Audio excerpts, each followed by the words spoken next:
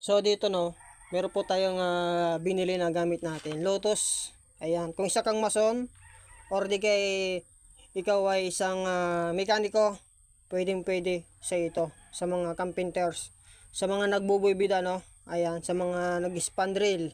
Ayan, maganda po ito kasi nga ay wireless po yung ating drill. Ayun no. Pag mekaniko ka, pwede to kasi nga pang driver.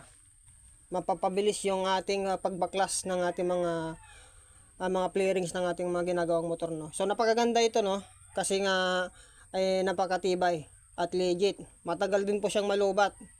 Basta Lotus. Ayan. So napakaganda po nga gamitin. Pwede po to sa may pambato, pwede po to sa pangbakal. Ayan.